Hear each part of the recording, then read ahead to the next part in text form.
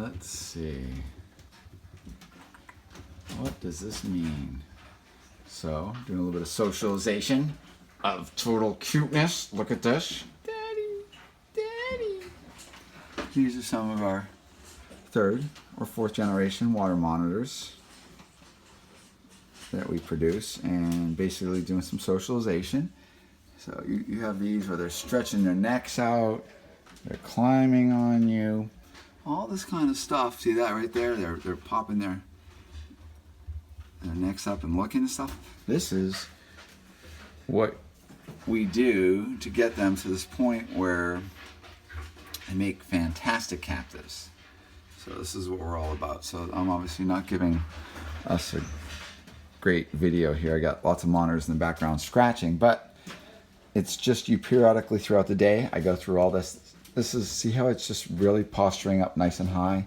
That is excellent right there. Excellent. That is a very inquisitive animal who's trying to understand what's going on, check things out, see what's interesting. So I can sit here and play with this cage, and these guys will repeatedly just come to me. This guy is over here. You want to come here?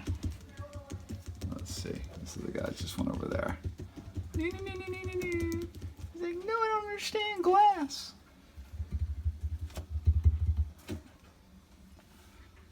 Yeah, there's a lot of them hiding out in here. I might as well point out a couple things. So, when I'm keeping baby water monitors, I'm looking for a hotspot.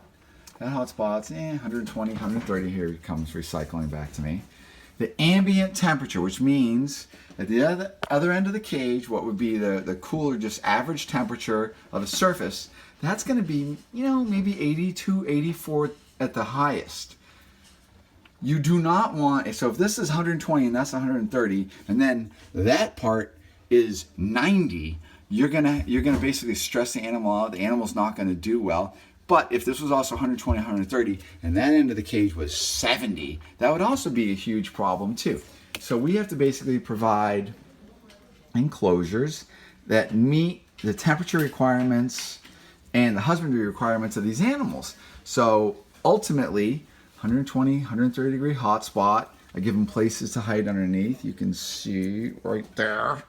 There's some cuteness. See it peeking out.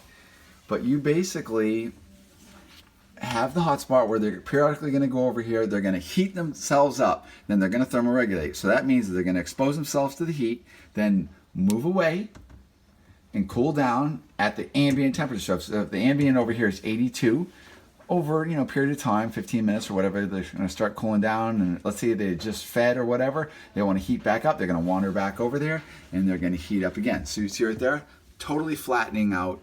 That is an animal basically maximizing its heat potential. And if I go and put a temp gun, so if I'm aiming this infrared temp gun, that's going to basically bounce back a temperature. So that animal's probably sitting, it's probably sitting 130 degrees.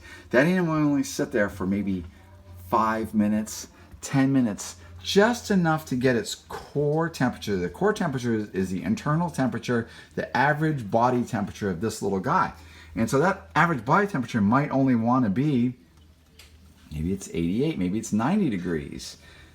But the animal is the one that knows what it likes. So if it's, ingesting a really large meal, and as it's metabolizing stuff, its body temperature is going to naturally heat up because, that's basically, the food is reacting with bacteria and microbes and stuff in the gut. That's going to generate heat and gases and basically can make the animal very uncomfortable. So if the animal was too hot, it would generally, they're coming out now.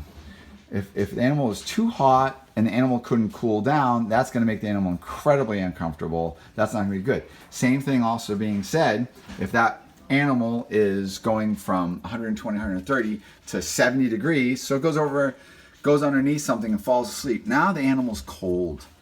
That cold basically doesn't allow this tropical creature's microbes in the gut to actually behave correctly. So that food's going to basically start to rot.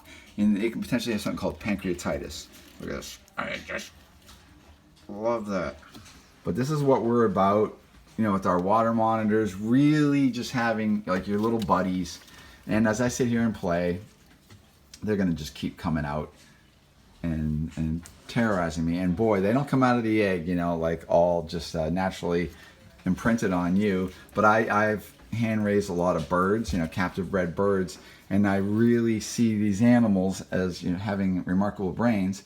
So I work on imprinting them to, you know, certainly myself, but also human interaction.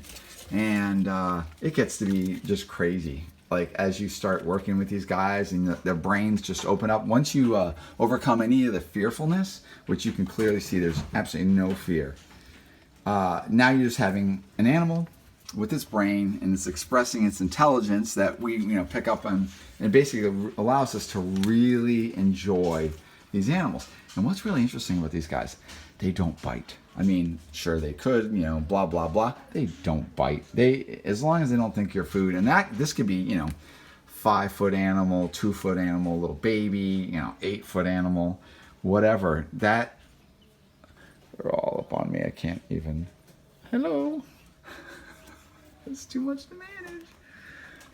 But you just have this wonderful little guy as your buddy, and you can just see they're just loving the experience of coming out and you know, playing with you and enjoying you, and this is all part of it. And so when we go through socialization and nice captive bred animals and we sell these, I'm trying to preserve all the things that I've, you know, basically put these guys through that has allowed them to be these wonderful little things. I might have one more left on me.